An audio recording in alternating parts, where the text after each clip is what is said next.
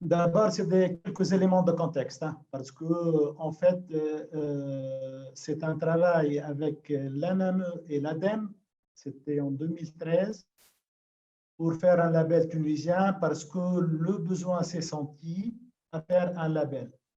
Le secteur privé, il était en avance par rapport à nous, c'est-à-dire on avait des immeubles en Tunisie, dans des banlieues chics, et dans le secteur privé, qui veulent avoir des référentiels du type américain LEED ou bien du type français HQE.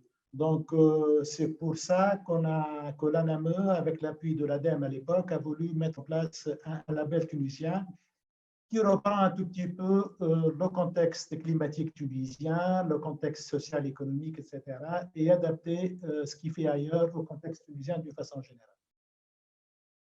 Donc, le label, c'est exigence ou obligation réglementaire. Ça, c'est un point fondamental parce que nous, on a une réglementation thermique, mais les gens qui veulent aller au-delà des exigences de la réglementation thermique, ils peuvent prétendre à avoir ce label-là.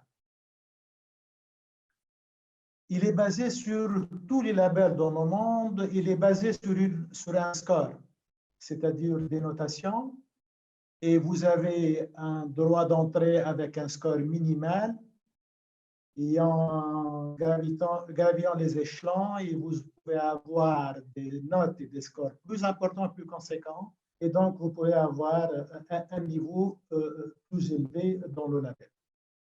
Ce label, il est attribué à des immeubles à usage multiple. Là, je dois un peu clarifier qu'est-ce que ça veut dire. C'est-à-dire, on peut avoir un hôpital, mais on peut avoir aussi un immeuble où vous avez les premiers niveaux au centre du commerce et puis vous avez les autres, c'est du bureau ou bien du résidentiel. Ça, c'est un immeuble à usage multiple. Ces immeubles-là sont un peu plus compliqués, mais on a fait un score en pondérant les exigences entre chaque catégorie. Aussi, c'est un immeuble, c'est un score où il y a un appui fort au niveau du score pour les techniques innovantes. Quand je dis innovantes, ça ne veut pas dire des techniques essentiellement modernes. C'est-à-dire, si on utilise des matériaux locaux, on est doublement gratifié parce que les matériaux locaux, ils ont un pouvoir isolant et surtout, ils ont un bas niveau de carbone lors de leur procédure de fabrication. Donc, le score va dans les deux sens, dans la réduction des émissions et dans le pouvoir isolant de ces matériaux-là. Là, je prends un exemple juste pour les matériaux. Il y a plein d'exemples sur les techniques de construction ancestrale en Tunisie. Donc, si on passe au slide suivant, les bâtiments concernés sont les hôtels, les hôpitaux, les immeubles de bureaux et tout ce qui est résidentiel collectif. On ne s'intéresse pas à l'individuel, on ne peut pas labelliser une maison individuelle. Mais tous les immeubles collectifs pour l'habitat, là où vous avez des promoteurs immobiliers, des bureaux YouTube, des bureaux de contrôle, etc., là, ça peut être concerné par le label. Donc, ça, c'est les catégories où, bien sûr, on peut combiner, comme je vous ai dit, pour les immeubles à usage multiple. Selon le type de bâtiment, on a en fait trois cibles principales. La première, c'est l'enveloppe. La seconde, c'est l'équipement. Et la dernière, c'est ce qu'on appelle, et on a qualifié la gestion des ressources. On va détailler un peu plus loin. Pour l'enveloppe, on a pris trois indicateurs. Puis, pour les équipements, on a pris 8 indicateurs. Et pour la gestion des ressources, on a pris 4 indicateurs. On va commencer par l'enveloppe. Les trois indicateurs sont les besoins thermiques par mètre carré. Quand on dit besoins thermiques, pour nous en Tunisie, ça veut dire les besoins en chauffage et en refroidissement. En Tunisie, ce n'est pas comme l'Europe, où on a des saisons qui sont franches dans le sens où on a un besoin plutôt de chauffage que de climatisation. En Tunisie, c'est tout à fait l'inverse. C'est la climatisation qui l'emporte et c'est la climatisation qui pèse sur les budgets des promoteurs et des usagers. On a aussi la conception et les matériaux utilisés. Et on a un dernier point, un accompagnement. Un accompagnement, ça veut dire si le promoteur du projet prend un auditeur énergétique qui va lui faire un audit énergétique préalable à partir de la phase de la conception jusqu'à la réception des travaux et pour implanter ce label et le guider dans les choix, que ce soit au niveau de l'enveloppe ou bien au niveau des équipements sélectionnés. Pour les équipements, c'est un peu plus complexe. Presque on fait un brassage de tout ce qui se trouve dans les bâtiments les plus complexes comme un hôpital, comme un hôtel. Donc, on commence par les installations climatiques qui sont le chauffage et le refroidissement. On a aussi l'eau chaude, on a la ventilation, on a l'éclairage, on a la gestion et le comptage, on a les énergies renouvelables et on a les économies en eau. Tout ça, ça concerne les équipements. Donc, que ce soit au niveau des performances de ces équipements ou bien leur sélection, donc ça vous gratifie avec un certain nombre de points. On passe maintenant à la gestion des ressources. La gestion de ressources, il y a 4 indicateurs. Il y a la gestion de l'eau et des déchets.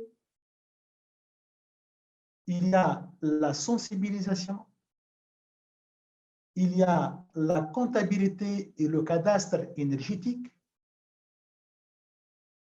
Il y a en fait la gestion par locataire, c'est-à-dire si vous avez un immeuble qui est destiné à la location, vous devez faire un contrat où vous stipulez que le nouveau locataire doit respecter un certain nombre de comptes pour pouvoir conserver son label. Voilà, ça c'est vraiment les indicateurs. On va commencer par donner un petit exemple sur l'enveloppe. Par exemple, pour l'enveloppe, on a le point, les besoins énergétiques. Vous savez, la réglementation tunisienne, elle fixe des seuils pour passer d'une classe à une autre. Cette seuil-là est mesuré par les kilowattheures finaux par mètre carré d'espace conditionné par an. Donc, en Tunisie, chaque fois que vous passez d'un niveau à un autre, vous réduisez cet indicateur, vous êtes dans une meilleure place. Pour la conception et les matériaux locaux, on a introduit des paramètres sur la compacité. La compacité, juste un rappel pour ceux qui ne savent pas, c'est un peu le rapport de la surface extérieure divisé par le volume. On a la meilleure compacité pour une sphère, c'est-à-dire essayer de mettre au minimum le contact des espaces conditionnés aux orientations ou bien aux façades extérieures où il y a là le plus de sollicitation thermique et surtout en été. Et nous, on connaît en Tunisie, on a une façade très fâcheuse qui est le sud-ouest, où il y a beaucoup d'ensoleillement. Il faut éviter d'émettre de locaux et surtout comment sur cette façade-là. Donc, c'est sur la capacité et la distribution interne. Et puis, on a les matériaux locaux. En Tunisie, on a beaucoup de matériaux locaux. Malheureusement, ils sont abandonnés par nos architectes et par nos ingénieurs. Et on a des techniques ancestrales qui commencent à se perdre par méconnaissance et parfois par un petit attrait, un faux attrait de qu'on appelle la modernité dans la construction.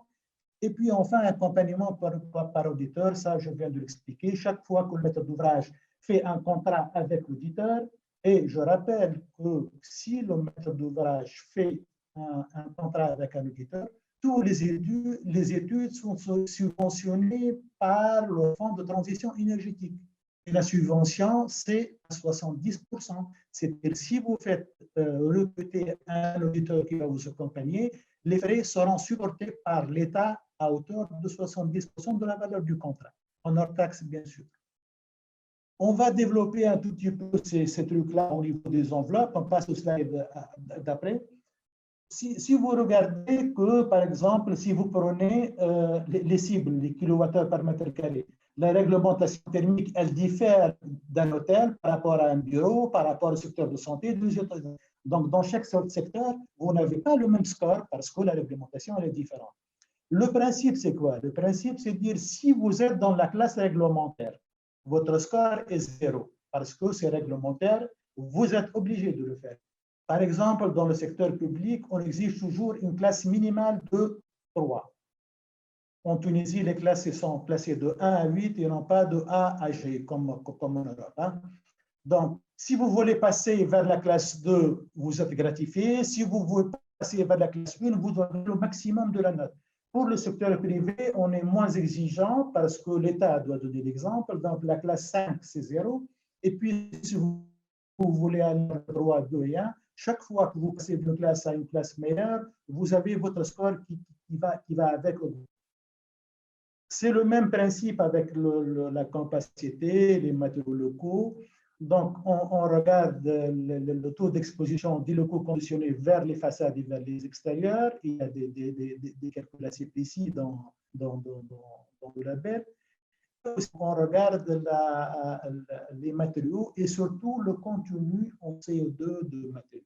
Nous, en Tunisie, on a des matériaux qui sont peu énergivores et qui émettent peu de CO2 vers les matériaux les plus énergivores qui sont le béton et la brique. Donc, ce label va pousser les gens peut-être à réfléchir à faire des matériaux locaux,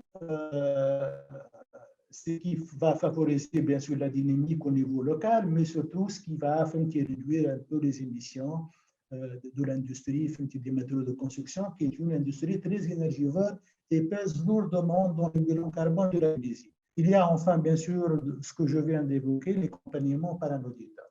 Donc, tout ça pour vous donner un tout petit peu des idées sur le score, comment est-il attribué et quelle est la logique qui est derrière ce score-là. Donc, on passe après au slide juste après. Là, on vous montre le score qui diffère d'un usage à un autre. On ne peut pas comparer un bureau par rapport à un hôtel. L'hôtel, il y a beaucoup plus d'équipements. Vous avez la piscine, vous avez les salles de conférence, vous avez la partie hébergement, vous avez... Et donc, tout ça, il y a des équipements, du matériel, vous avez des centrales d'air, vous avez des ventiloconvecteurs, vous avez des chaudières, vous avez des groupes de glacés.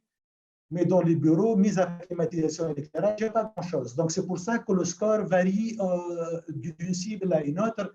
Quand vous êtes dans un usage, vous avez votre propre score. Par exemple, pour c'est l'un des scores les plus élevés avec la santé.